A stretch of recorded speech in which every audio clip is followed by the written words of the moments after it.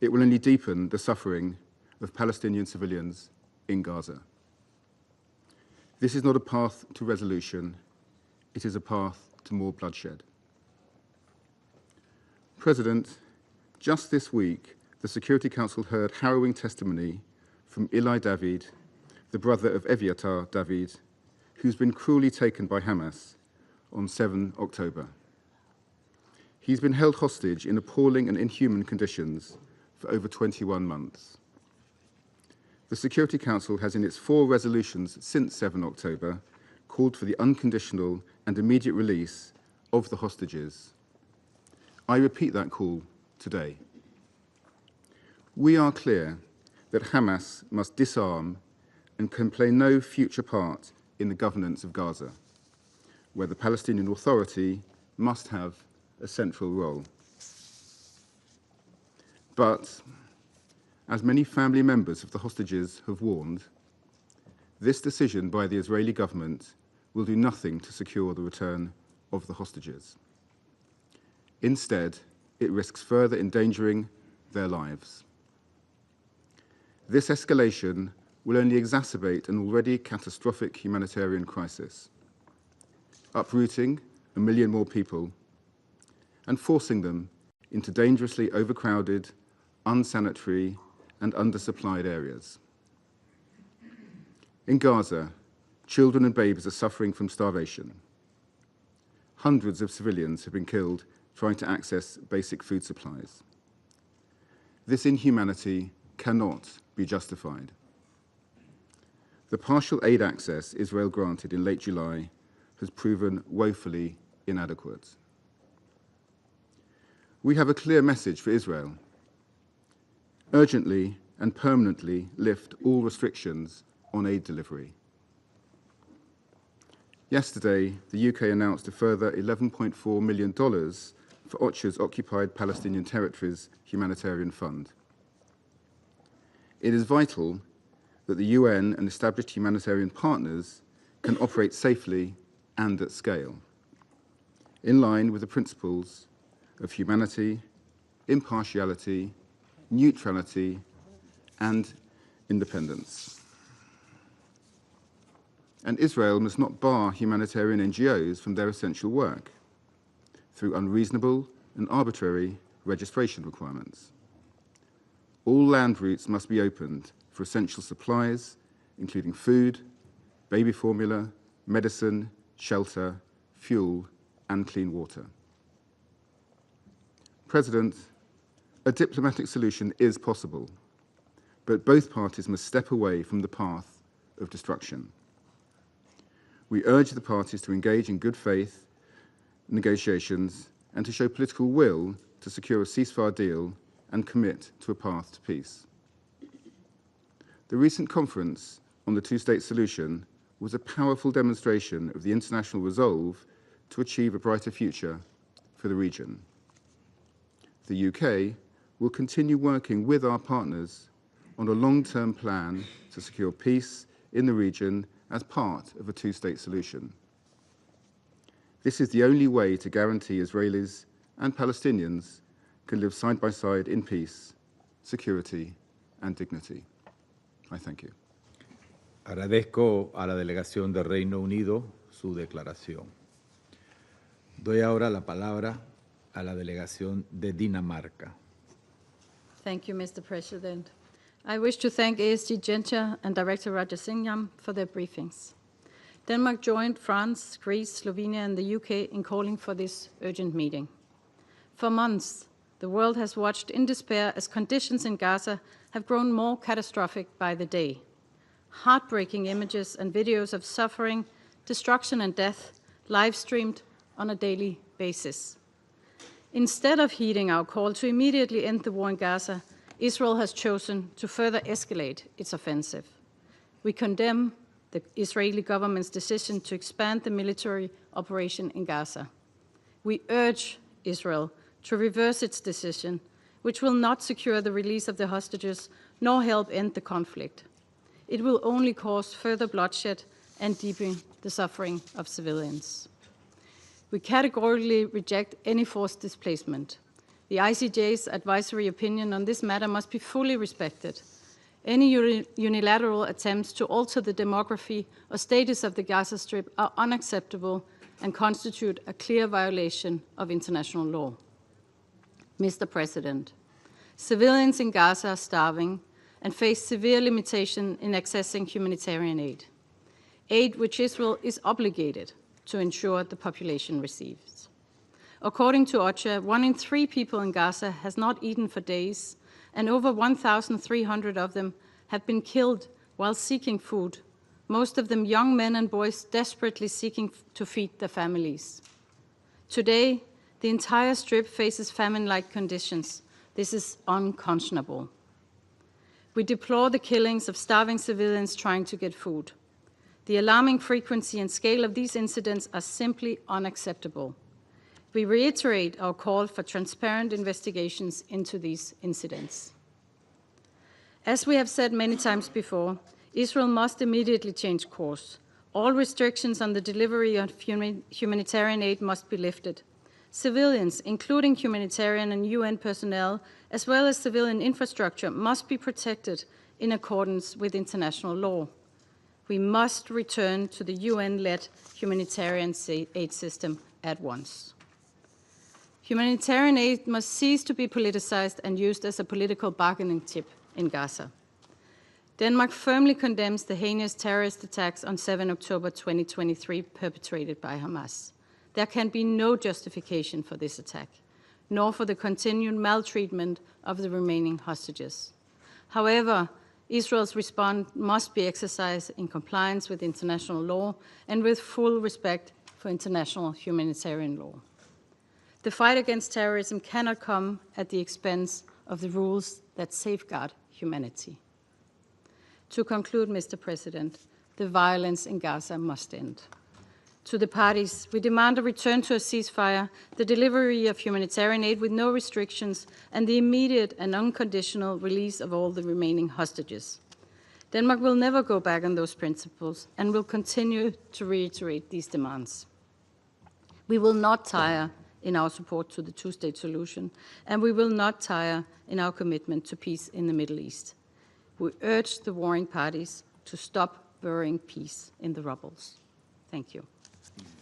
Agradezco a la delegación de Dinamarca su declaración. Doy ahora la palabra a la delegación de Francia. Monsieur le Président, je voudrais vous remercier d'avoir convoqué cette réunion d'urgence que nous avons demandée avec nos partenaires européens du Conseil de sécurité.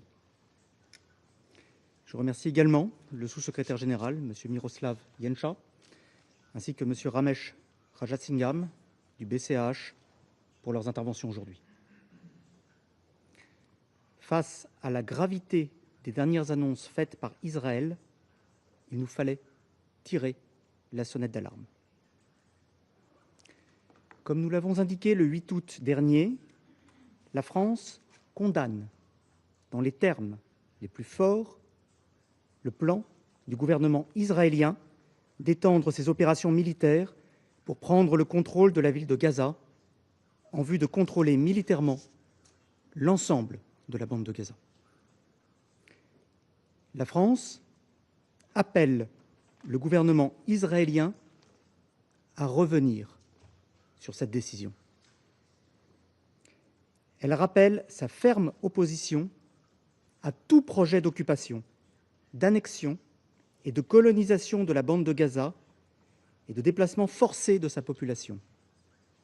De telles actions constitueraient de nouvelles violations caractérisées du droit international d'une extrême gravité, contraires aux principes fondamentaux sur lesquels se base cette organisation et en contradiction avec l'avis consultatif de la Cour internationale de justice du 19 juillet 2024. Elle représenterait, par ailleurs, une menace pour la sécurité régionale et mènerait à une impasse absolue. L'extension et l'intensification des opérations militaires israéliennes dans les zones les plus densément peuplées de Gaza auraient des conséquences humanitaires dramatiques. À Gazaville, mais également dans le reste de Gaza, les civils survivent déjà dans des conditions effroyables. Les images d'enfants mourant de faim ou de civils pris pour cible alors qu'ils cherchaient de la nourriture sont insoutenables. Il est essentiel qu'Israël se conforme à ses obligations en vertu du droit international humanitaire. Les annonces et demi-mesures ne suffisent pas. Les populations et infrastructures civiles doivent être protégées. Israël doit, de toute urgence, ouvrir tous les points de passage pour permettre un acheminement immédiat, massif, sûr et sans aucune entrave de l'aide humanitaire sur tout le territoire. Israël est tenu de permettre aux Nations unies et à tous les acteurs humanitaires, dont les organisations non gouvernementales internationales, d'opérer librement et en toute sécurité. La mise en œuvre de la décision du gouvernement israélien ne contribuera en rien à la sécurité d'Israël et de ses ressortissants, en particulier celle des otages encore détenus par le Hamas à Gaza. La France appelle à nouveau vigoureusement le Hamas à leur libération immédiate, inconditionnelle, et à se saisir des propositions de cessez-le-feu plutôt que de prolonger, par son attitude d'obstruction, le calvaire de la population de Gaza. La France appelle au désarmement du Hamas et à sa reddition.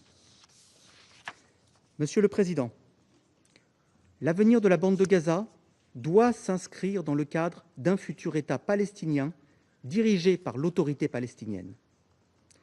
La France continuera à se mobiliser pour la mise en œuvre de la solution à deux États, la seule qui puisse garantir une paix et une sécurité durable pour les Israéliens et les Palestiniens, comme elle l'a fait lors de la conférence de New York, coprésidée avec l'Arabie saoudite.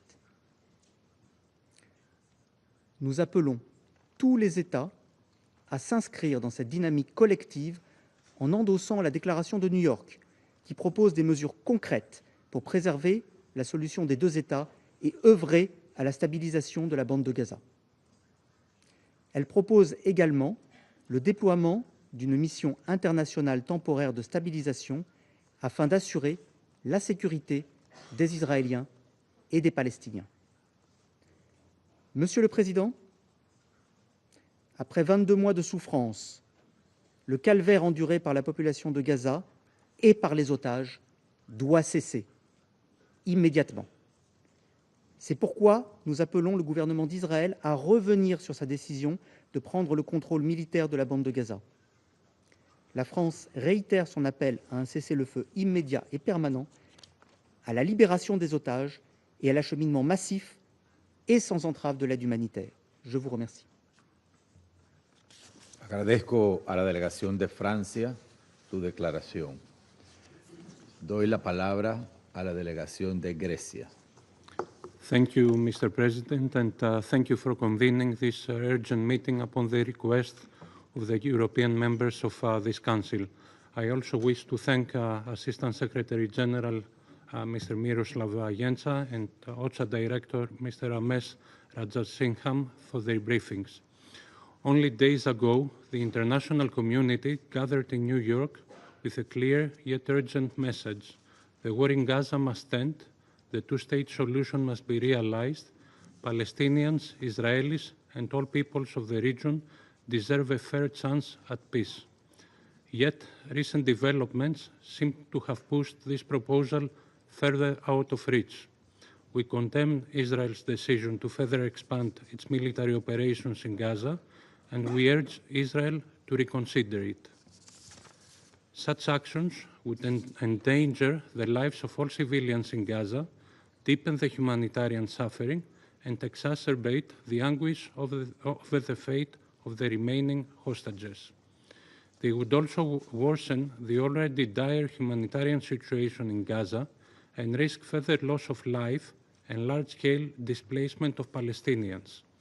We strongly oppose any attempts to forcibly displace the Palestinian population and reiterate that any potential annexation of Gaza or any other part of the occupied Palestinian territories would contravene international law and numerous Security Council resolutions, including Resolution 2334, would jeopardize regional stability and security, and would undermine the prospect of a two-state solution.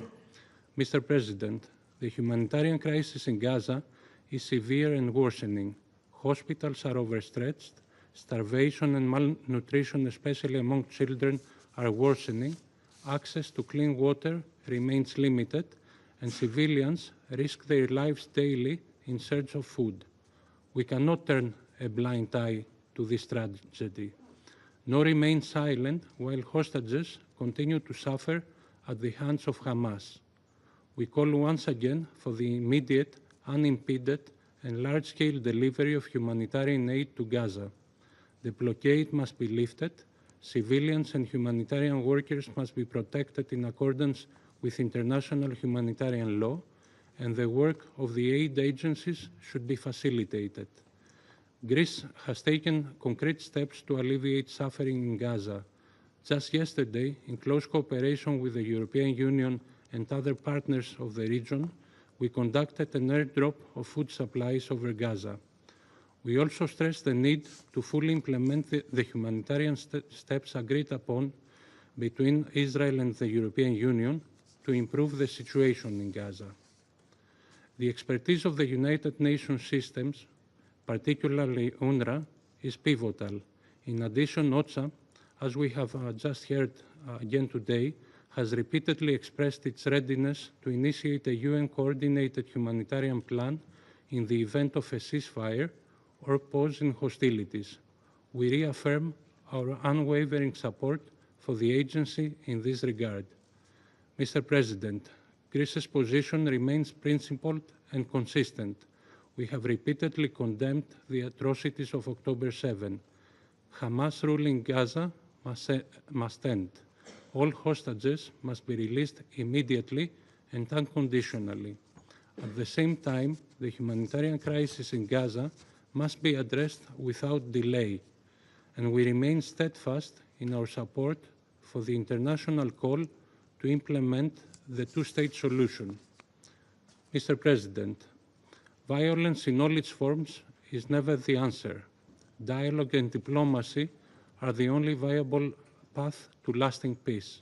We therefore call on both parties to agree to an immediate and permanent ceasefire, to secure the release of all hostages, and to advance efforts towards a two-state solution in line with relevant Security Council resolutions, while guaranteeing Israel's right to exist in peace and security. I thank you. Agradezco a la delegación de Grecia su declaración. Doy la palabra a la delegación de Eslovenia. Thank you, Mr. President. Thank you for convening the urgent meeting at the request of the members of the Council, including my own country, Slovenia. We thank Assistant Secretary General Jenča, as well as Director Rajasingham, for their briefings. Mr. President, each time we come to this chamber to discuss the situation in Gaza, we come thinking that we cannot possibly reach new depth. And yet, we convene again today, following the reprehensible announcement by the Israel cabinet that it intends to expand its military campaign and take control of the Strip. A plan of horror and destruction. A new law which Slovenia utterly rejects. A new law which will end in mass civilian casualties and suffering. A new law which will make Israelis less safe in the short and long term.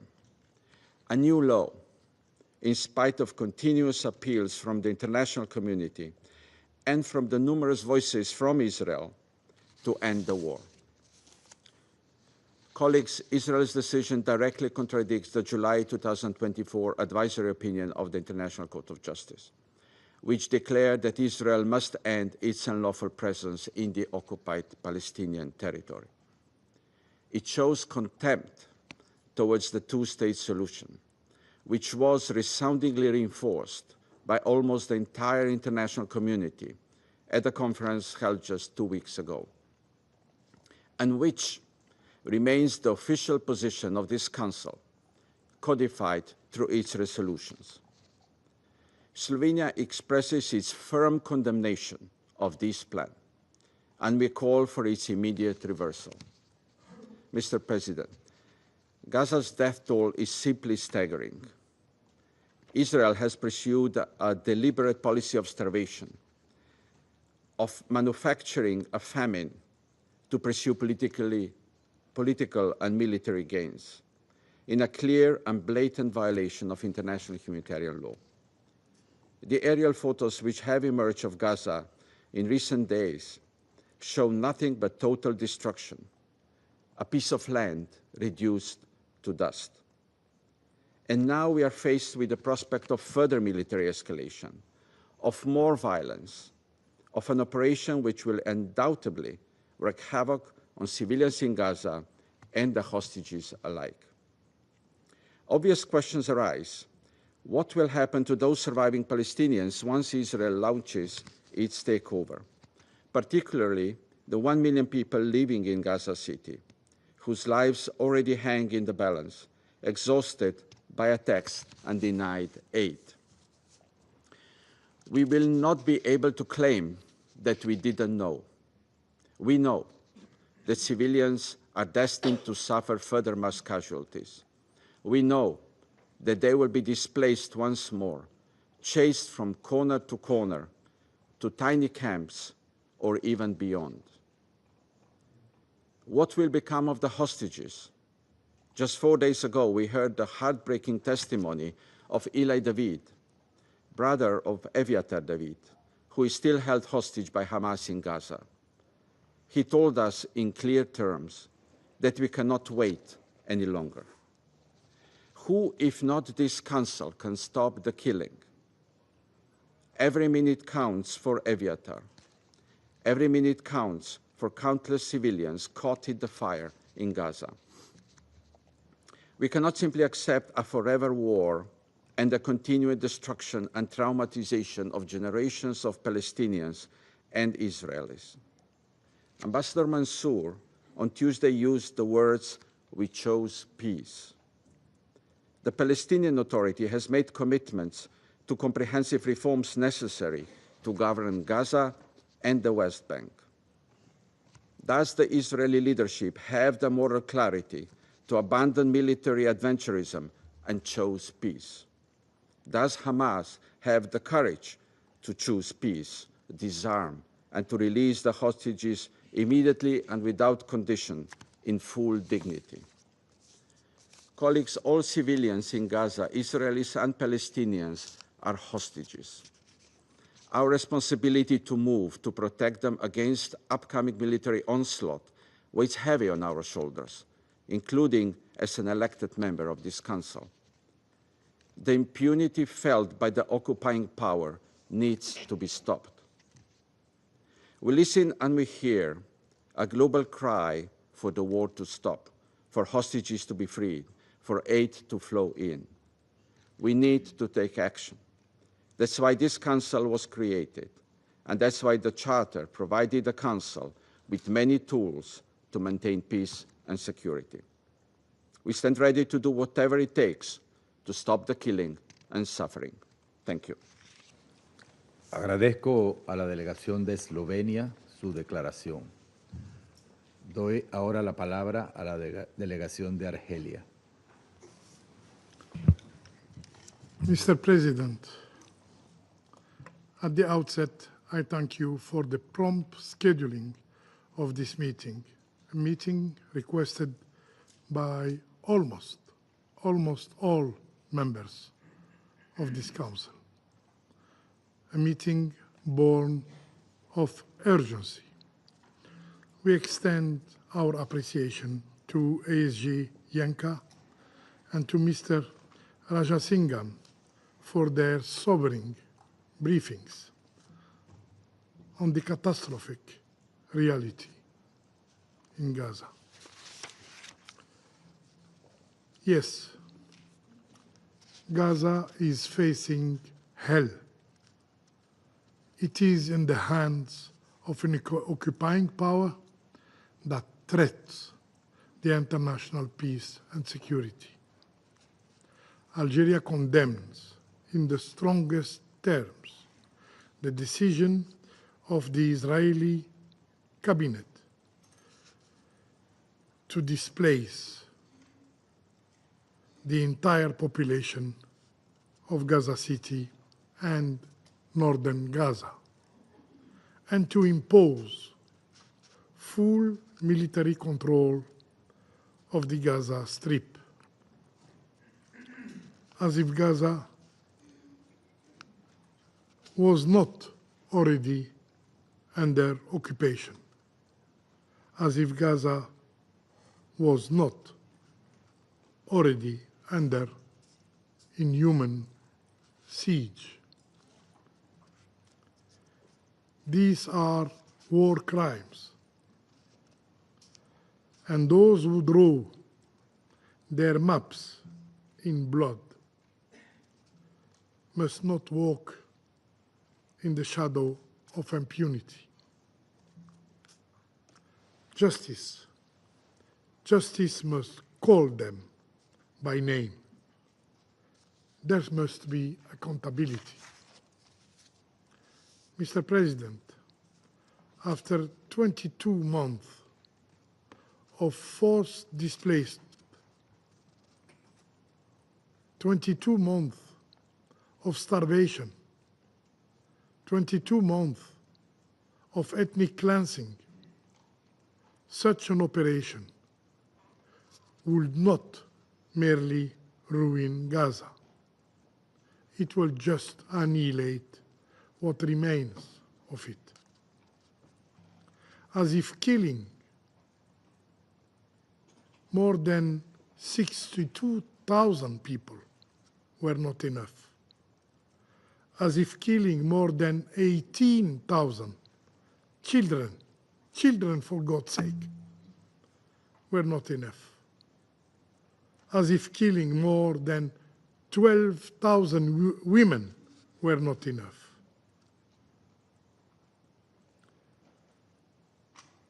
As if starving to death more than 200 human beings were not enough. The list is too long, too heavy, too dark for this page to hold, and yet, persisting in their genocidal tactics, the Israeli occupying power plan more. Can you imagine what will be left if they execute their plan? Their objective is clear, crystal clear, to push an entire people outside their homeland. Palestinians shall have no state, no flag, no future in their land. No Palestinian shall stay from the river to the sea. Yet, they forget. They forget that the land remembers its sons. They forget that olive trees do not surrender to the axe. They grow back from the root. Despite the brutality of the oppression, Palestinians will not abandon their homeland. Palestinians will not let go their rights. We believe in their resilience, as we believe that Gaza, although wounded and bleeding, will one day rise again. Mr. President, let us be clear. The Israeli authorities care nothing for international law. They care nothing for this council. They care nothing for humanity itself. They act with brutality, cruelty, and barbarity, stripping Palestinians of their very essence as human beings, reducing them to something less in their eyes, to human animals. Yes, for them, Palestinians are just human animals. And so, they orchestrate the killing of Palestinians by every instrument. Starvation, thirst, weapons, and humiliation. Humiliation.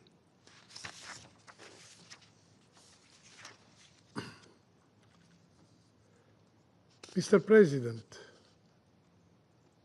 faced with this genocide, every voice has risen. The International Court of Justice investigates the plausible crime of genocide by the Israeli occupying power.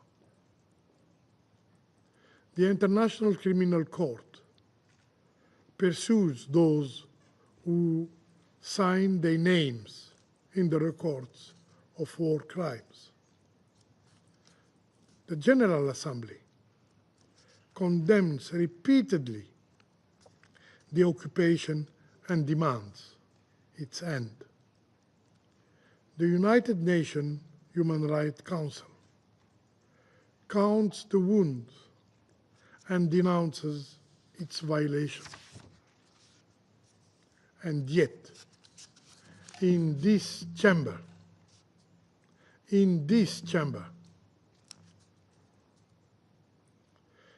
the one entrusted with peace and security by the United Nations Charter,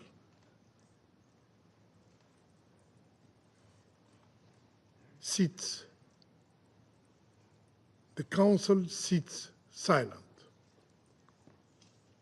The Council says nothing. And silence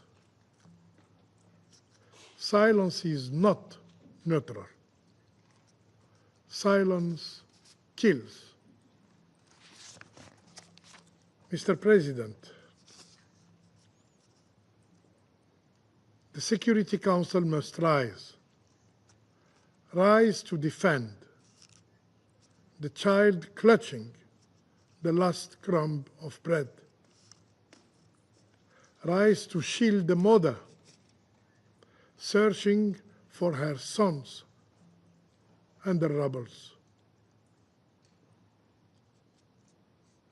Rise to help the father wounded while seeking help to feed his kids.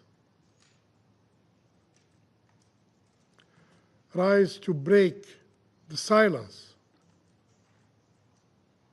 to break the cycle of impunity. This Council must act decisively, resolutely, by resorting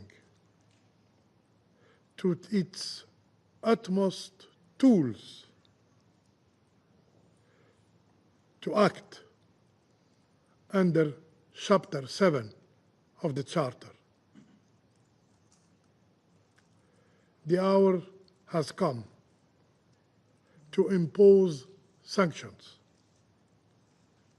on the hand that steals the land, on the flag that flaps over ruin. The hour has come to impose sanctions on the enemy of humanity. I thank you. Agradezco a la delegación de Argelia por su declaración. Doy la palabra a la delegación de Somalia.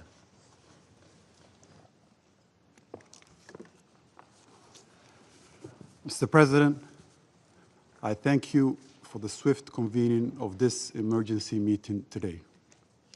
I also express gratitude to Assistant Secretary General Yanka and Mr. Ramish, Head and Representative of OCHA in Geneva, for their sobering briefing and tireless commitment. In the last 48 hours, Israel's announcement of its intention to impose military control over the entire Gaza Strip is not an abstraction. It's a chilling blueprint for the next chapter of its devastation to come. For the 2 million people still trapped in Gaza, this means the escalation of what has already become hell on earth, literally and figuratively, leading to the world's worst man-made famine. It's a death sentence for civilians where over 60,000 Palestinians have been killed since the escalation began, the majority of them women and children. More than 150,000 have been injured, and 90% of Gaza's population are now internally displaced, many living in makeshift shelters without clean water or food. The expanded military assault will make survival impossible for the civilian population. The International Court of Justice, in its recent advisory opinion, reaffirmed the legal obligation of Israel regarding the occupied Palestinian territory. The court was unequivocal. The occupation, the blockade, the denial of humanitarian access, and actions resulting in collective punishment violate international law. The continued targeting of essential services and the forcible displacement of the Palestinian people from their land in Gaza or the West Bank, including East Jerusalem, directly contradicts the principles this Council exists to uphold. We also stress the necessity of preserving the legal and historical status quo at the Islamic and Christian holy sites in Jerusalem, recognizing the essential role of the Hashemite custodianship in this regard. We are gravely concerned about the recent incidents at Al-Aqsa Mosque and reiterate that any provocation or violation undermines peace and stability and must be unequivocally condemned. Mr. President, we have heard enough talk of security as a pretext for collective punishment. True security cannot be built upon the ruins of justice. There can be no peace while occupation persists, and no real security unless the rights of Palestinians, including the right to self-determination, are recognized and protected. What is needed now is not another brief pause, but an immediate and a permanent ceasefire. Not another limited corridor, but full and unfettered humanitarian access so that food, water, medicine provided by agencies like UNRWA and OCHA can flow freely, not as a charity, but as a matter of right. Not another partial exchange, but the immediate and unconditional release of all hostages and detainees so that no one endures inhumane conditions under illegal captivity away from their families and loved ones. Not more negotiations to nowhere, but a genuine commitment to end the occupation and realize the two-state solution this Council and the world have long endorsed. We must not allow the language of military necessity to drown out the cries of the hungry and the displaced. The forced starvation of a population is not an accident of war. It's a crime under international law. The bombardment of neighborhoods and the expulsion of families are not regrettable side effects. They are violations that demand accountability. Mr. President, to conclude, this is not just a test for Israel and Palestine. It's a test for all humanity. Will we stand by, citing complexity and precedent? Or will we act with the urgency and moral clarity that this moment demands?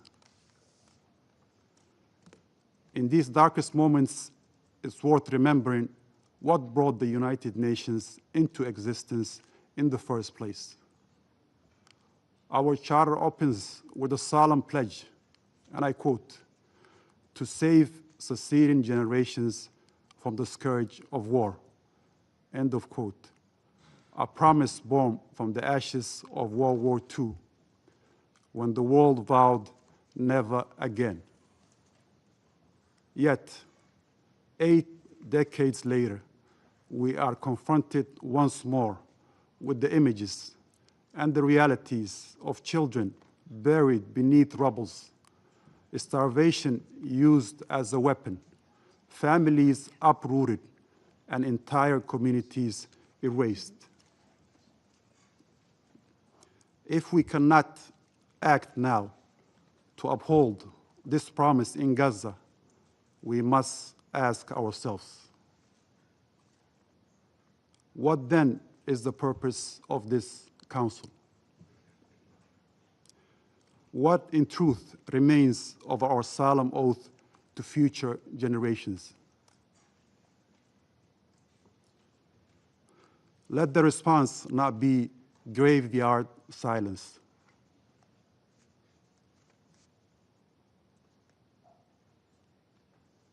And silence in moments like these is not neutrality. For all the victims, it is a verdict. I thank you, Mr. President. Agradezco a la delegación de Somalia su declaración. Doy la palabra a la delegación de la República de Corea. Thank you, Mr. President, for convening this meeting in a timely manner. I would also like to thank ASG and Mr. Rajasingham for their concise and powerful briefings.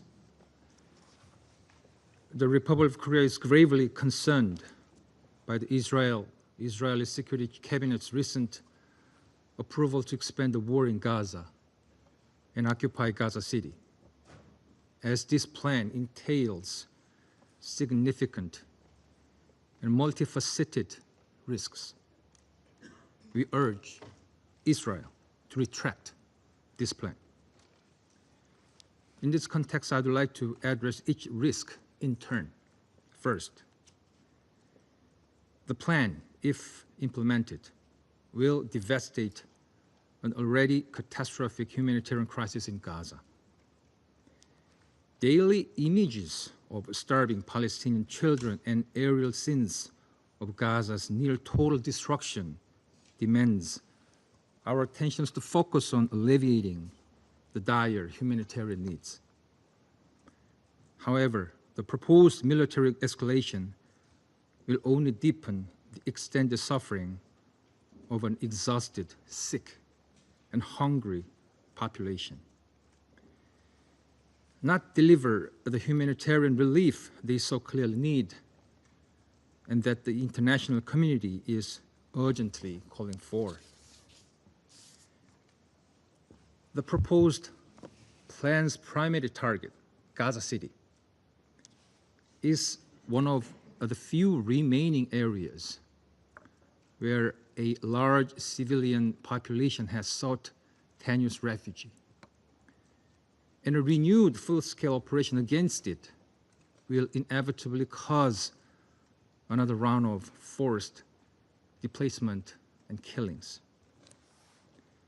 With much of Gaza already declared a buffer zone or under evacuation orders, and its borders largely sealed, displaced, civilians lack shelter or safe zones, raising fears of mass expulsion or so-called voluntary migration, which is not in itself voluntary.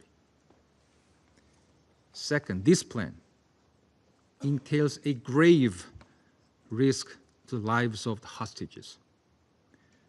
This council, including my country, has spoken with one voice in calling for their immediate and unconditional release. Yet, the announced plan, if implemented, will expose them to intensified hostilities and undermine diplomatic efforts toward their freedom.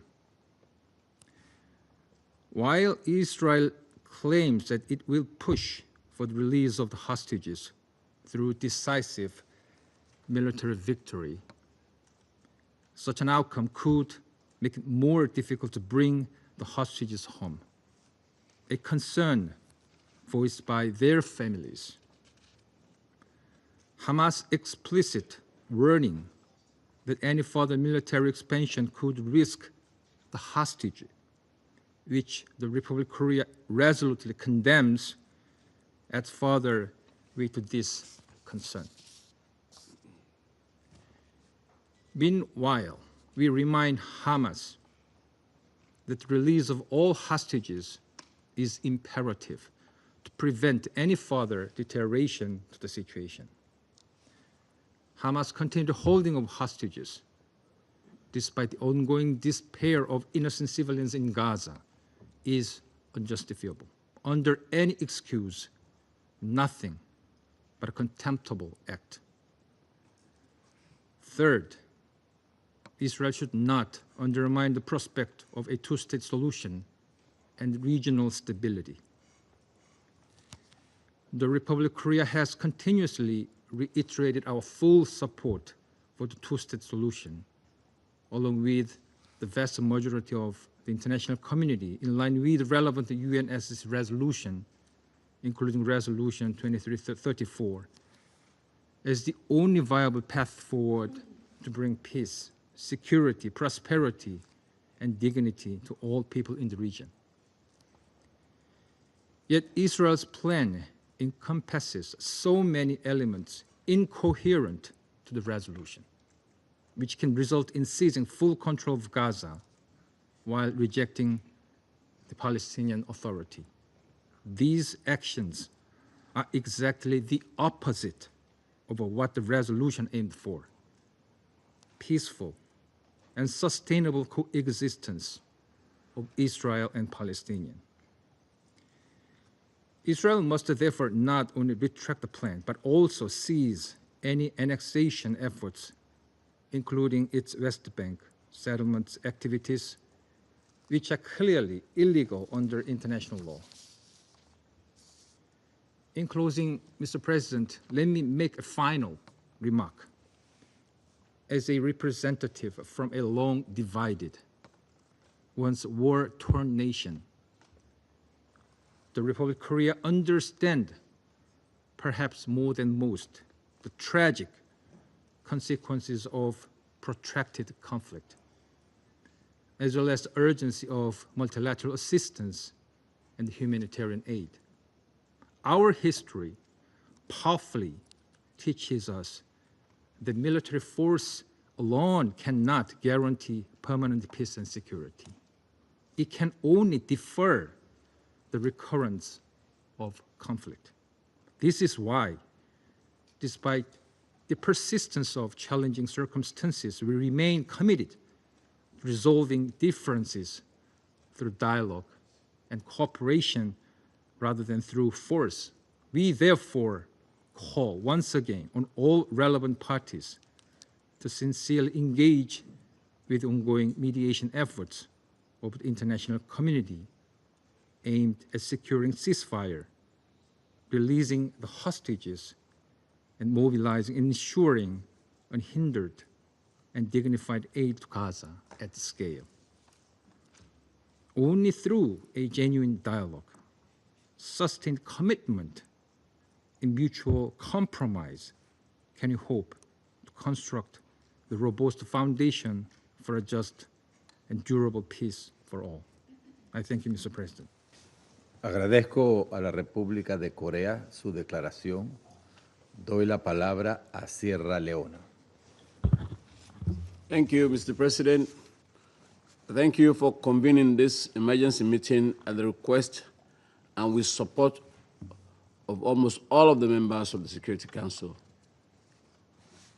I also thank Assistant Secretary General Yencha and Mr. Rajasinghan for their valuable briefings. Sierra Leone expresses its full solidarity with the leadership and personnel of the United Nations and all humanitarian partners who, despite immense challenges, continue to serve humanity with courage and dedication. Mr. President, colleagues, the decision by the Israeli Security Cabinet to take control of Gaza City through an expanded military operation has shocked and alarmed the international community and capitals across the world. As underscored in the Secretary General's statement on the issue, this represents an extremely dangerous escalation that will deepen the already catastrophic humanitarian crisis in Gaza, cause further mass displacement, and increase civilian casualties in a territory already devastated by months of bombardment. If implemented, such reoccupation or annexation would constitute a grave breach of international law, including international humanitarian law.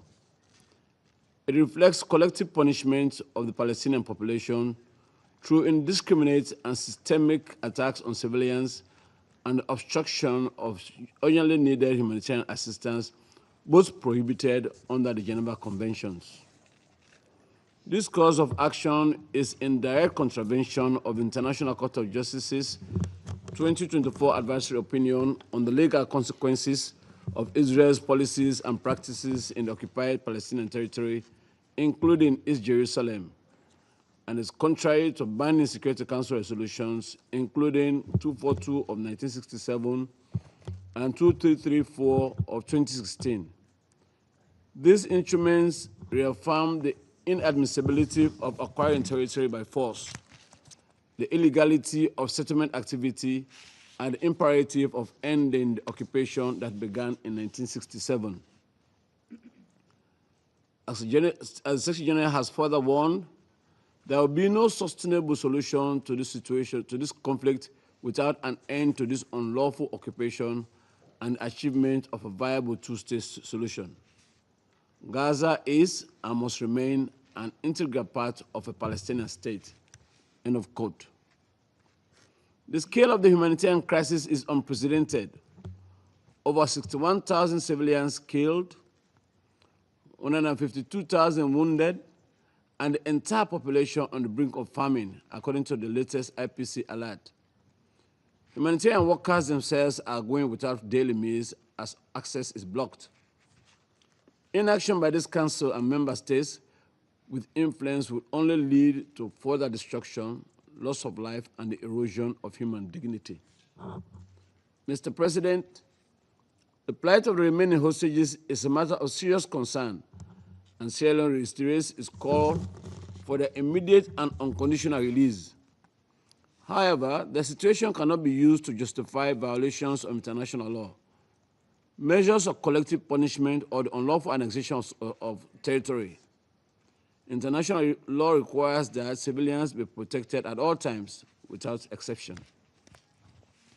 Reoccupation and annexation will not address Israel's legitimate security concerns. On the contrary, Such measures are likely to deepen hostility, entrench instability, and delay the normalization of relations with its neighbors. Genuine normalization, endorsed by the Arab Peace Initiative and consistent with the two-state solution, offers Israel the prospect of lasting peace, security, and regional acceptance, but only if it is accompanied by an end to occupation and the realization of Palestinian statehood. This conflict demands both urgent action to halt the violence and a long-term commitment to a political horizon grounded in the two-state solution. Any action that ignores these objectives risks perpetuating instability in occupied Palestinian territory and the wider region. Accordingly, Sierra Leone reiterates the following. First, the Council must remain united in demanding an immediate and lasting ceasefire and in using all diplomatic and political tools to ensure compliance with international law and the relevant UN resolutions. We also reiterate the need and legal obligation for the immediate and unconditional release of all hostages held by Hamas and other armed groups since 7 October 2023, all Palestinians as well as all Palestinians detainees. We urge Hamas and the other armed groups to allow access to the International Committee of the Red Cross, ICRC, to the hostages to assess and support their well-being. Second, in line with the ICJ's provisional measures of 24 May 2024, Israel must, in full cooperation with the United Nations, ensure the unhindered provision at scale of basic services and humanitarian aid throughout Gaza in full respect of international humanitarian law. Third, recalling the ICJ's advisory opinion of 19 July 2024, Israel's continued presence in the occupied Palestinian territory is unlawful and must end as rapidly as possible. All policies and actions that harm the civilian population or undermine the viability of the two-state solution must cease immediately. Fourth, accountability is essential. The Council must act to end the cycle of impunity that has allowed violations to persist for decades. All grave breaches of international law, including annexation, must be met with consequences. Mr. President, for decades, the United Nations has provided a clear framework for peace. Two states, Israel and Palestine, living side by side in peace and security within internationally recognized borders, with Jerusalem as their shared capital. These are not aspirational ideals. They are obligations arising from the resolutions of this Council and the principles of the UN Charter. The decision to reoccupy Gaza moves in the opposite direction, from law towards chaos, from diplomacy towards escalation. It risks destroying what remains of the credibility of the political process and further diminishing prospects of a negotiated settlement. The Council must reject any action that seeks to alter the status of Gaza by force and must reaffirm unequivocally that Gaza is an inseparable part of the Palestinian state. We must work collectively to uphold international law, to end the occupation, and to realize the vision of two states living in peace, security, and mutual recognition. The time for principled and decisive action is now. I thank you. Agradezco a la delegación de Sierra Leona por su declaración. Doy la palabra a la delegación de Estados Unidos. Thank you, Mr. President. Thank you, Assistant Secretary General Yencha and Director Rajasingham, for your briefings. Mr. President, the United States government believes that today's meeting is emblematic of the counterproductive role that far too many governments on this Council and throughout the UN system have played on this issue. Meanwhile, the United States has been working tirelessly to free the hostages, end this war, and give civilians in Gaza a future free of Hamas.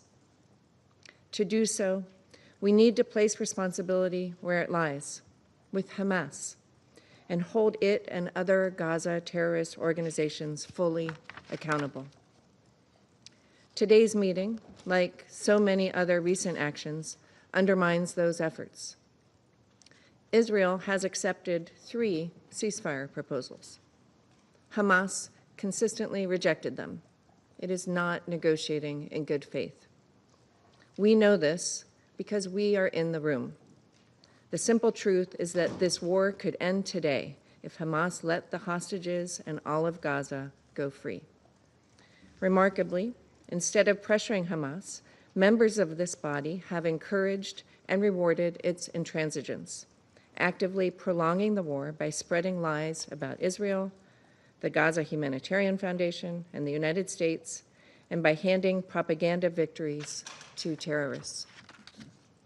Mr. President, the most recent round of negotiations collapsed because Hamas drew encouragement from efforts to target Israel with libels and lies, the ill-conceived and performative two-state solution conference, and unilateral announcements regarding recognition of a Palestinian state. Just days ago, a Hamas official touted the wave of recognition announcements as a result of the atrocities of October 7th. This is a disgrace. The government of Israel did not make its decision to advance its military campaign in a vacuum, but after months of Hamas's intransigence. Hamas refuses to accept a ceasefire and continues to torture the hostages. The United States supports Israel's right to defend itself against Hamas's terrorism, and ultimately, Israel has a right to decide what is necessary for its security and what measures are appropriate to end the threat posed by Hamas and other similar groups. It is unfortunate that members have again taken advantage of today's meeting to accuse Israel of genocide. These accusations are politically motivated and categorically false. They are part of a deliberate, cynical propaganda campaign as Hamas attempts to win symbolic victories to compensate for total defeat in war. The United States refutes these allegations entirely. Israel has taken numerous measures to limit harm to civilians and to address humanitarian needs. The loss of civilian life in Gaza is tragic, but the responsibility for this rests with Hamas. Mr. President, the United States remains committed to 1, addressing humanitarian needs, 2, freeing the hostages, and 3, achieving peace. Too often, members of this council spotlight only the first without acknowledging that the 3 issues are interrelated. No one wants to see innocent Gazans go hungry or thirsty. President Trump has addressed this, and he has said that the United States is going to be even more involved in these efforts. The United States has stepped up support for the secure delivery of humanitarian aid because the international community has failed to prevent Hamas from diverting it and using it to support terrorism and oppression. The United States continues to work tirelessly to feed hungry civilians in a way that denies Hamas the opportunity to benefit. The Gaza Humanitarian Foundation is critical to that effort as it continues to supply food directly into the hands of civilians. The GHF has distributed over 110 million meals, all while preventing Hamas looting. We call upon the UN to take advantage of the steps Israel has taken, including humanitarian pauses and designated corridors, as well as to work with the GHF, which has demonstrated it can securely deliver aid to civilians in Gaza. As Ambassador Huckabee has said, we support the GHF scaling up to 16 distribution sites to address critical needs. Mr. President, just last week, this council heard evidence that Hamas continues to starve innocent people held hostage underground and on the verge of death. We cannot allow this to happen. We must hold Hamas accountable. The United States has made clear on multiple occasions that Hamas must be removed from power. As long as it remains, there will not be peace. not for Israel, and not for the Gazans who deserve to begin a new chapter free of Hamas. The United States calls upon members of the Security Council and all countries to demand that Hamas immediately release all hostages, living and dead, and lay down its weapons and end this terrible conflict. I thank you. Agradezco a la delegación de Estados Unidos por su declaración. Doy la palabra a la delegación de Guyana. Mr. President, thank you for convening this meeting with the urgency that the situation demands. I also thank Assistant Secretary General Yencha and Mr. Rajasingham of OCHA for the information provided. Mr. President, after months of public expressions from various Israeli officials, we are confronted with the decision of the Israeli Security Cabinet to occupy Gaza City by 7th October 2025. The implementation of this decision will engender the forcible displacement of hundreds of thousands of Palestinians and would further undermine the two-state solution. We call on Israel to reverse this reprehensible decision. In both Gaza and the occupied West Bank, including East Jerusalem, we are witnessing in real time and on a daily basis decisions and actions that violate international law and threaten regional and international peace and security. It is striking, Mr. President, that Israel continues to announce to the world beforehand, including in this Council, decisions that would violate international law if implemented. We have witnessed this with UNRWA and more recently with OCHA. This decision to take full control of Gaza is the latest installment in Israel's contemptible actions against the Palestinian people.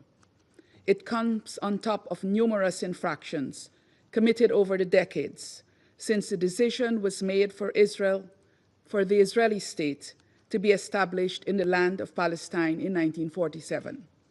Indeed, Palestinians have lived through the Nakba and the ensuing years characterized by constant violence and dispossession owing to the Israeli occupation. Guyana reiterates its condemnation of the attacks on Israel on 7th October, perpetrated by Hamas and other armed groups. Yet, Mr. President, nothing, absolutely nothing, justifies the collective punishment that Israel has perpetuated against the people of Gaza over the past 2 years. Mr. President, dear colleagues, there are 3 questions which each member state of the United Nations must ask itself. First, why does the occupying power act in such defiance of the international community, even though it is in contravention of international law, including international humanitarian law and international human rights law? Second, why are the actions of the occupying power not met with strong, unified, and collective positions by this Council? And third, would any member state of this Council allow its citizens to be subject to this type of inhumane treatment by any actor, including a fellow member state of the United Nations? The honest answers to these questions should inspire a sense of urgency in all of us to act now to end Israel's war against Palestinians on every front that this war is being fought. In the occupied West Bank, including East Jerusalem, where Israel continues operations that result in displacement of Palestinians, in injuries and in fatalities, where settler violence has become normalized under the might of the Israeli security forces, where Palestinians continue to lose their property and livelihoods under vexing circumstances, where Israeli officials carry out provocative visits to holy sites, adding another layer to existing tensions, and in Gaza, which is bearing the weight of a humanitarian catastrophe characterized by famine, disease, death, displacement, denial, and yes, impunity.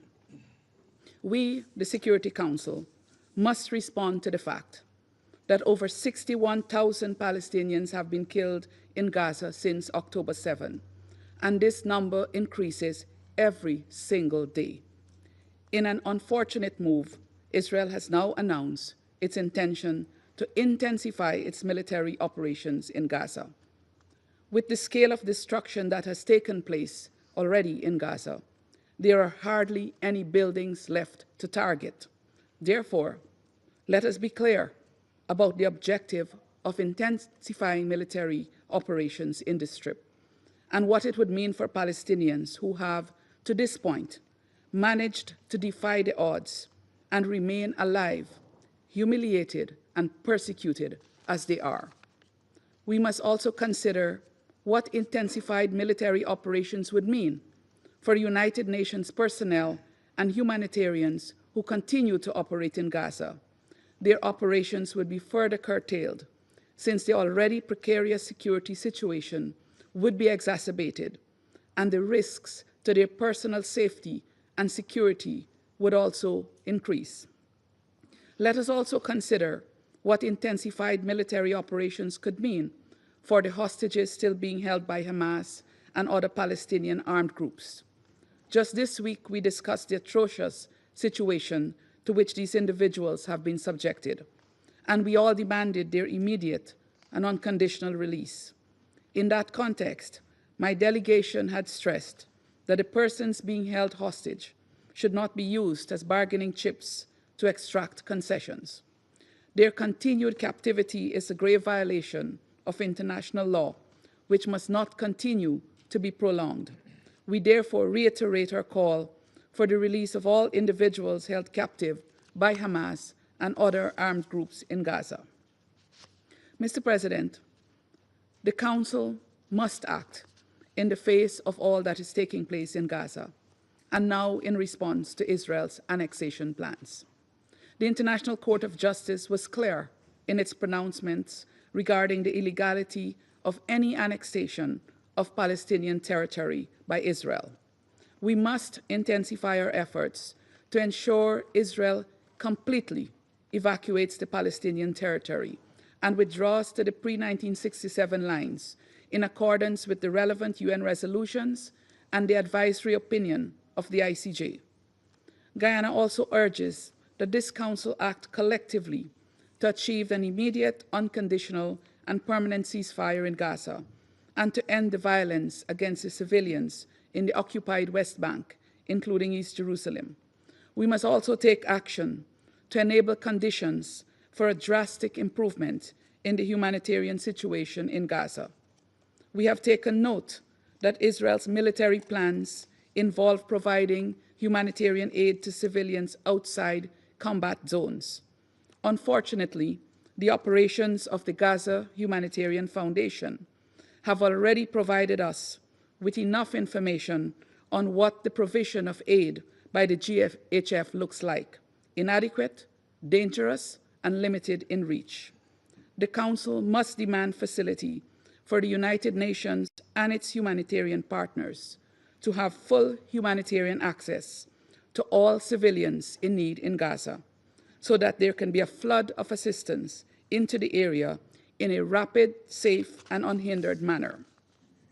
Actions by other UN member states must also complement Security Council action. In this regard, Guyana is encouraged by the decisions announced by some member states in response to the decision of the Israeli Security Cabinet. Every member state has a responsibility to ensure that it is not contributing in any way to the perpetuation of the war in Gaza, and therefore to the attempts to annihilate the Palestinian people. Mr. President, when appeals to morality, to humanity, and even to legality fail to produce the required action, the Council must delve into its toolbox to save lives. We have long reached this point, and Guyana is prepared to act with fellow Council members to take the relevant decisions. I thank you. Agradezco a la delegación de Guyana su declaración Doy la palabra a la delegación de Pakistán. Thank you, Mr. President. Once again, we meet here in this council as Gaza bleeds under systematic, premeditated, and deliberate violations of international law, including international humanitarian law, this council's own resolutions, and binding orders of the ICJ. And all of this committed with impunity by Israel, the occupying power. President, I would like to thank Assistant Secretary General Miroslav Zhencha and Mr. Ramesh Rajasingham of OCHA for their sobering briefings. The complementary information shared by the two briefers presents a picture that is beyond belief. A tragedy unfolding before our eyes, in our clear sight, and unfortunately, in this time and age. And while not enough has been done to stop it, to stop Israel, the occupying power, ASG Zhencha has described the Israeli decision to expand military operations in Gaza as a dangerous escalation, and which, if implemented, will displace all civilians from Gaza City. Mr. Zhencha referred to, and I quote, another horrific chapter. And Mr. Rajasingham described it beyond horrific, impossible to describe in words, untenable, and rightly so.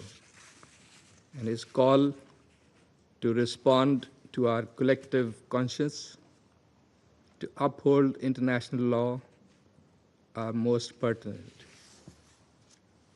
Mr. President, the Prime Minister of Pakistan has strongly condemned the Israeli cabinet's decision to take control of Gaza City, calling it a dangerous escalation in an already catastrophic war against the people of Palestine. And in a joint statement yesterday, the Ministerial Committee, mandated by the Joint Extraordinary Arab-Islamic Summit, along with other countries, including Pakistan, has expressed strong condemnation and categorical rejection of this announcement, denouncing it as an unacceptable escalation, a blatant violation of international law, and a brazen attempt to entrench illegal occupation by force. Mr. President, this latest Israeli move aims to erase Palestinian presence. And contrary to what some claim and expect, this action will extinguish prospects for peace and undermine all regional and international efforts to peacefully resolve this conflict. So let us be clear. It is the culmination of a campaign of ethnic cleansing. First, it violates international law and Security Council resolutions, including 242 and 338, as well as Council's Resolution 2735. Secondly, it threatens mass displacement of over 1 million Palestinians, a grave breach of the Fourth Geneva Convention. And thirdly, it actually follows a clear pattern that we have seen: sustained bombardment, killing and maiming of thousands, destruction of an entire infrastructure, dismantling of humanitarian systems, forced starvation and displacement, all culminating in occupation under the pretext of security. Those shielding Israel from accountability through political cover, military support, or diplomatic protection are complicit and must share responsibility. They must reconsider their policies, for history will judge them harshly. Mr. President, Gaza is enduring a full-scale humanitarian catastrophe. For nearly 2 years, it has suffered indiscriminate bombardment, total blockade, and deliberate deprivation and starvation, while violence and dispossession escalate in the West Bank and East Jerusalem.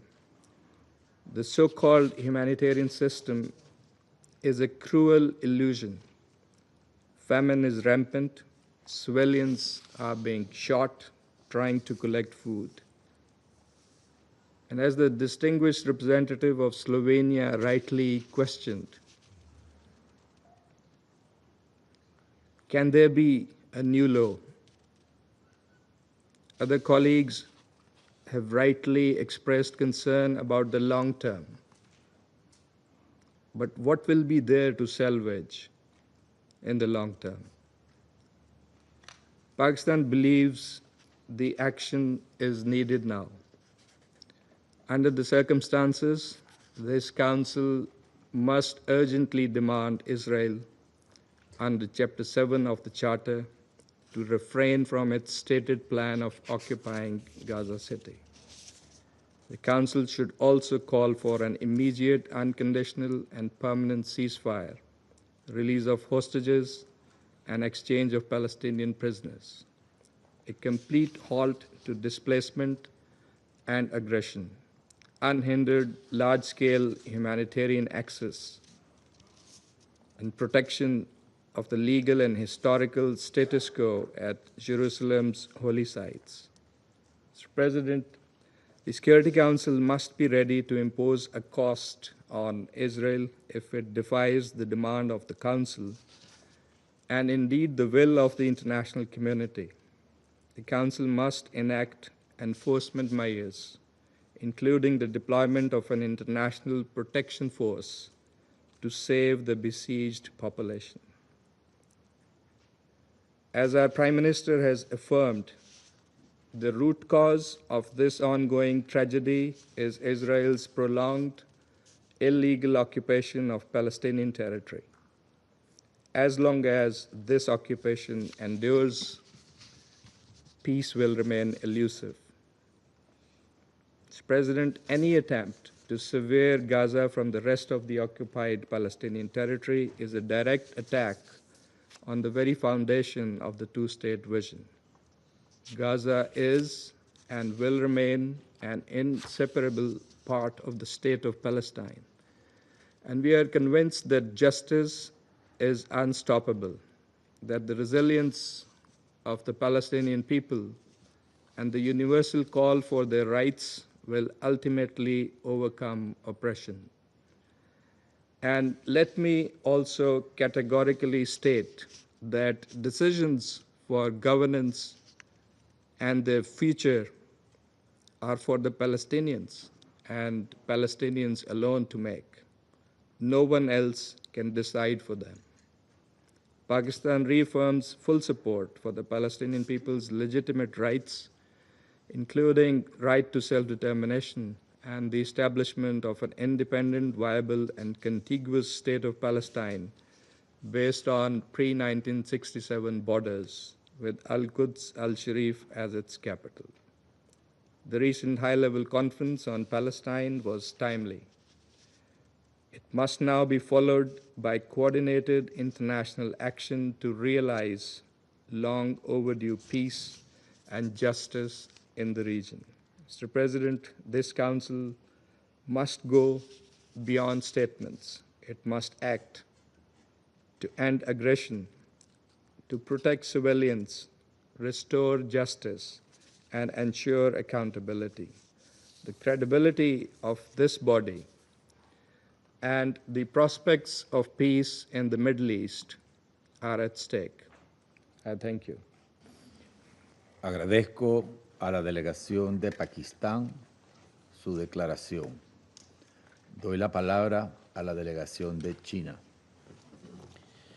谢谢主席。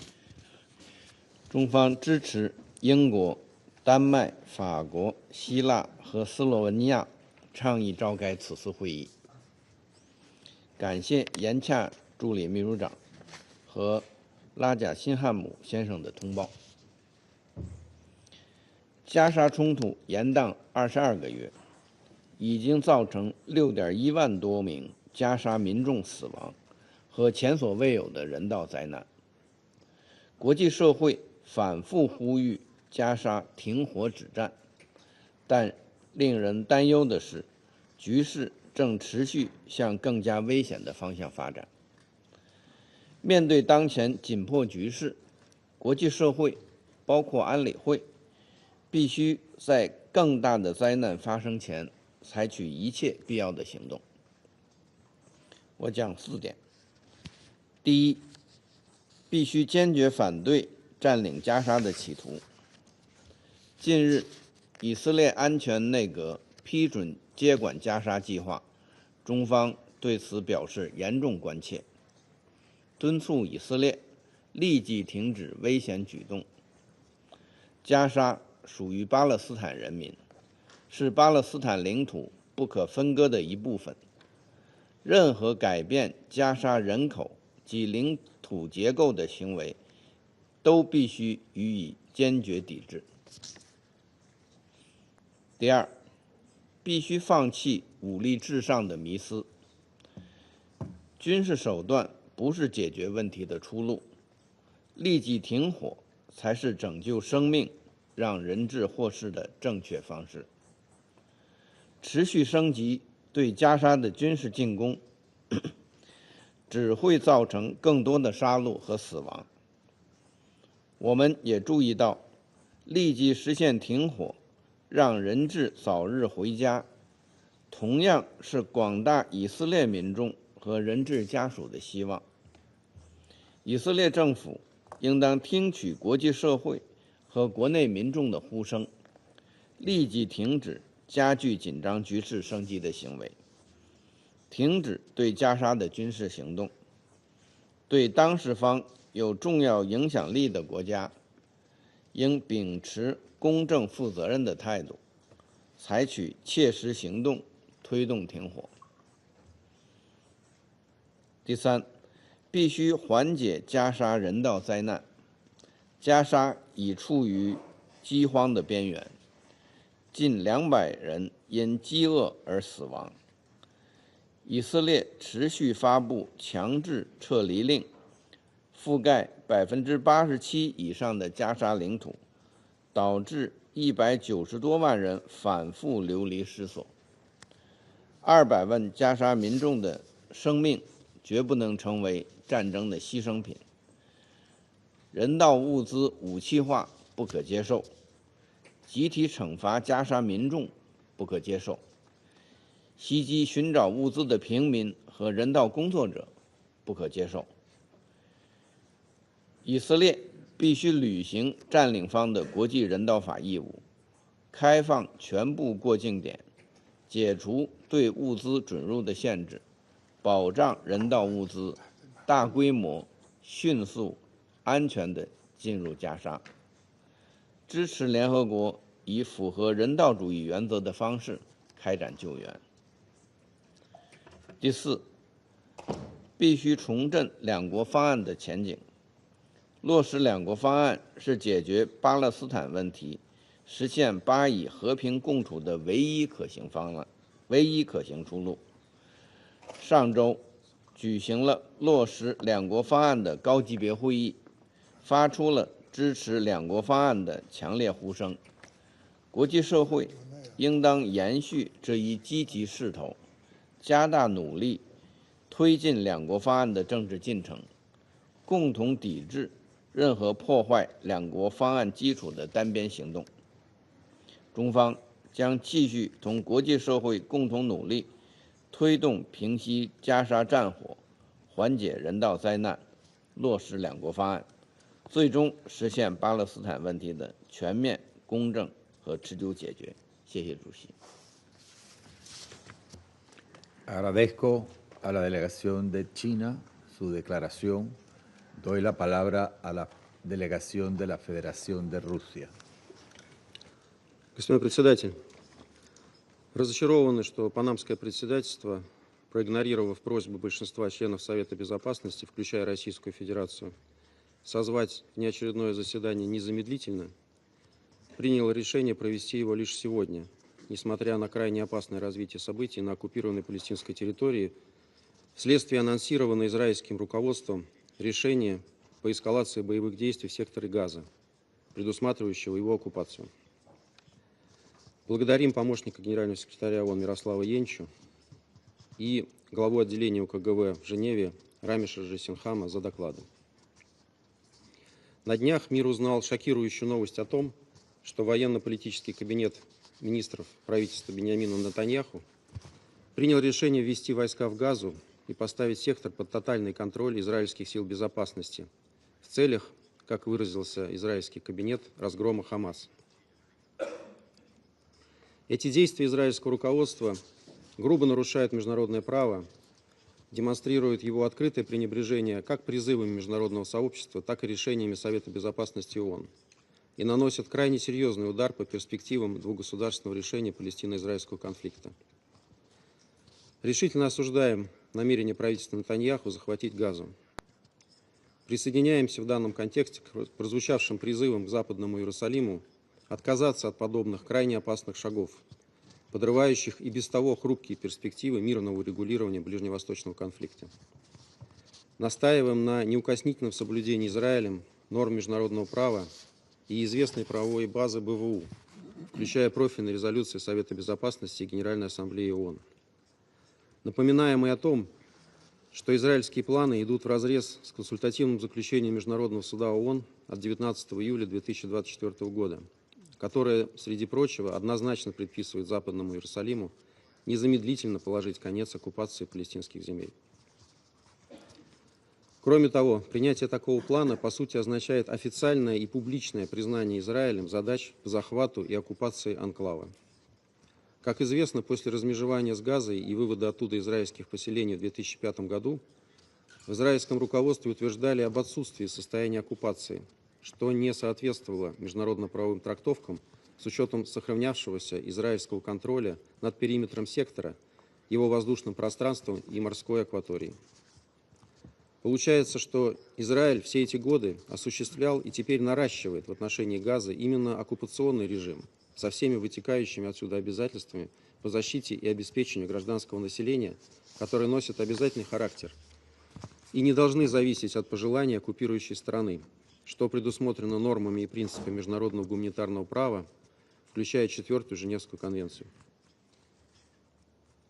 Господин председатель, буквально несколько дней назад здесь, в стенах Совета, мы по инициативе Израиля подробно обсудили ситуацию вокруг израильских заложников в Газе. Большинство из членов Совета Безопасности четко и недвусмысленно заявило, что одной из главных предпосылок освобождения всех удерживаемых лиц является незамедлительное и безусловное прекращение огня.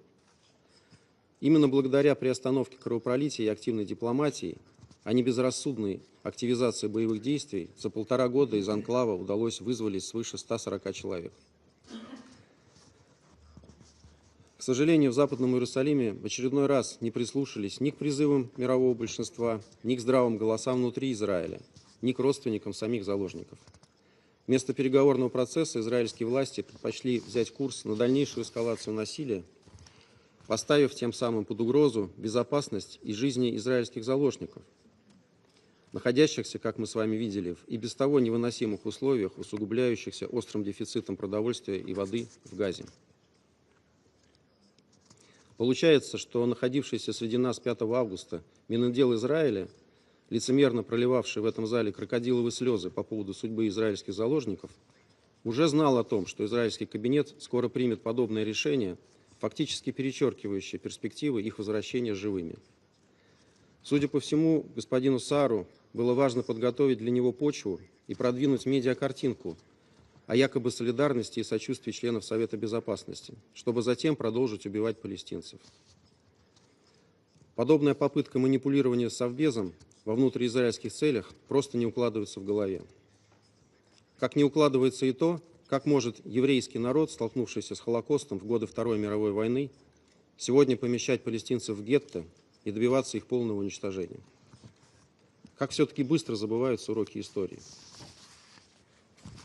Очевидно и то, что реализация планов израильского руководства по полной зачистке анклава лишь еще больше осложнит гуманитарную ситуацию в Газе. Ведь, по сути, уже анонсированы новые массовые силовые перемещения, а значит, страдания гражданского населения, новые жертвы и рост кровопролития. С учетом того, как развивается конфликт в Газе, у нас нет оснований верить публичным заявлениям израильских властей о намерении обеспечить гражданское население вне боевых зон всем необходимым.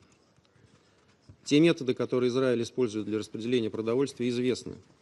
Они антигуманны, противоречат нормам МГП и приводят лишь к гибели мирного населения. Это, в частности, наглядно подтверждает деятельность так называемого гуманитарного фонда для Газы. В местах распределения пайков уже погибло свыше 1500 палестинцев. Не надо забывать, что предполагающиеся планом перемещения мирных жителей в условиях боевых действий, а также использование голода в качестве оружия, могут быть квалифицированы в качестве военных преступлений и преступлений против человечности. Кроме того, подобные действия могут подпадать под статью 2, пункт С, Конвенции о предупреждении преступления геноцида и наказания за него от 1948 года, который Израиль ратифицировал в 1950 году. Господин председатель, в заключение хотели бы отметить, что позавчера в интервью одному из американских телеканалов Биньямин Нетаньяху сказал о намерении создать в Газе альтернативную администрацию, которая предоставит газовитянам, цитирую, «иное будущее». Такая администрация, по словам Нетаньяху, не будет палестинской. Это, в свою очередь, противоречит многочисленным общепризнанным международно-правовым пониманиям о секторе Газа как неотъемлемой части будущего палестинского государства. Со своей стороны, предлагаем задуматься над историческими вопросами. Какое будущее может быть у людей в условиях оккупации и что им сказать родственникам более 60 тысяч погибших, у которых уже нет никакого будущего? Сколько еще должно погибнуть палестинцев, прежде чем этой бесчеловечной резне будет положен конец? И сколько еще будут закрывать глаза на этот беспредел те, кто последовательно и во всем поддерживает Израиль и не дает Совету Безопасности действовать? Со своей стороны последовательно и неизменно выступаем за дипломатическое урегулирование палестинского вопроса на основе формулы двух государств для двух народов, при реализации которой законные обеспокоенности Израиля в сфере безопасности будут удовлетворены, равно как и законные чаяния палестинского народа на собственное государство. Альтернатива этому – гибель еще десятков тысяч ни в чем не повинных людей, включая продержавшихся почти 2 года в плену израильских заложников. Совет Безопасности ООН просто обязан не допустить подобного сценария. Надеюсь, что это скоро, наконец, осознают и в Вашингтоне. Пока же, как мы понимаем, несмотря на заверения Госдепартамента о продолжении, цитирую, реальных и серьезных дипломатических усилий по прекращению страданий в Газе, освобождению заложников и достижению постоянного мира, конец цитаты, Соединенные Штаты попросту умывают руки и предоставляют Западному Иерусалиму карт-бланш на полную свободу действий в Газе. Благодарю за внимание. Agradezco a la delegación de la Federación de Rusia por su declaración. A continuación, formularé una declaración en calidad de representante de Panamá.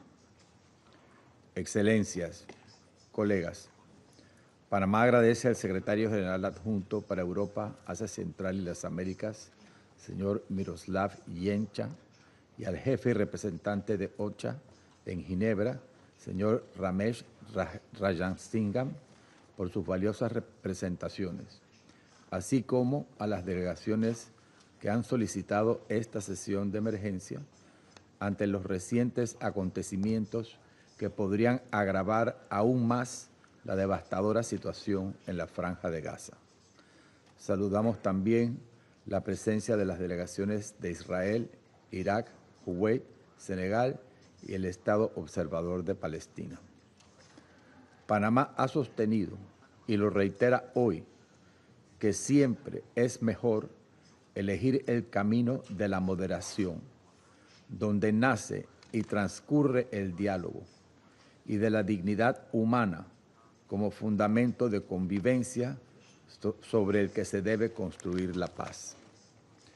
En este contexto, observamos con profunda preocupación, muy profunda preocupación, los sorprendentes anuncios recientes relativos a una posible operación para tomar el control de la ciudad de Gaza, centro densamente poblado y ya gravemente afectado por la guerra, y aún más preocupante, la posible peligrosa extensión de ese control al resto de la franja. Tal acción, en las actuales condiciones, implicaría riesgos humanitarios incalculables para cientos de miles de civiles gazatíes y para los rehenes que aún permanecen en cautiverio, además de profundizar y alejar a las partes de la mesa de negociaciones. A nuestro juicio, cabe advertir que cualquier medida mayor de fuerza tendrá que ser juzgada a la luz de sus consecuencias humanitarias, del perjuicio que cause a las posibilidades de una solución política y en conformidad con las obligaciones derivadas del derecho internacional, incluido el derecho internacional humanitario. Más de 675 días de conflicto han dejado más de 62,000 civiles muertos, entre ellos 10,000 niños, más de 125,000 heridos, poblaciones enteras desplazadas a la fuerza de un lado al otro una y otra vez. La escala de destrucción en Gaza es catastrófica. Hospitales y escuelas colapsados, barrios reducidos a escombros, millones de personas sufriendo hambre y sed, que deja generaciones enteras marcadas por la violencia. Esta trágica realidad demuestra que la opción exclusiva de la fuerza no ha ofrecido una salida a la guerra actual y que ésta no ha resuelto las causas de fondo que arrastran este conflicto desde hace 8 décadas. Por el contrario, la opción de la fuerza ha reforzado la lógica de los extremos, alimentando un ciclo de violencia que bloquea cualquier camino hacia la solución política viable. Con los ataques del 7 de octubre, Hamas provocó esta guerra con el asesinato y secuestro de civiles inocentes, apostando al extremismo como su única y cruel estrategia. Ese es el terreno donde busca sostenerse, porque sabe que en la guerra puede prolongar su existencia e impedir avances hacia la paz. Precisamente por ello, no se debe permitir que la narrativa de los extremos se imponga en el terreno. Actuar con la mesura que este momento exige no equivale a debilidad frente al extremismo cruel de Hamas. Proyectaría una voluntad política que rompe con la lógica belicista que ha dominado esta crisis y abre un espacio para proteger vidas y avanzar hacia una solución sostenible.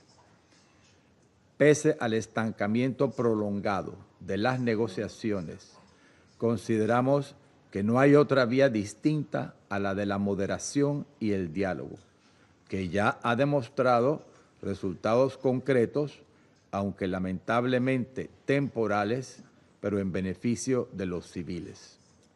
Alentamos a los actores que mantienen canales de comunicación establecidos con las partes a redoblar sus esfuerzos de mediación para alcanzar un alto al fuego sostenible, facilitar la liberación inmediata, digna e incondicional de los rehenes y garantizar el acceso adecuado, seguro y continuo de la vital ayuda humanitaria.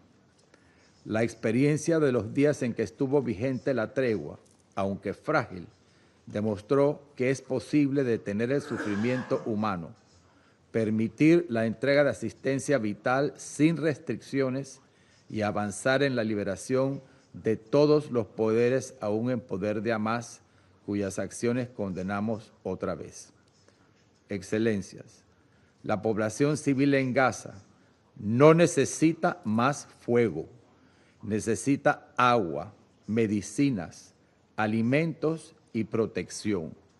Necesita ser liberada de la violencia, de las bombas, de la muerte, de la sangre, de los túneles de miedo, de la tortura y de la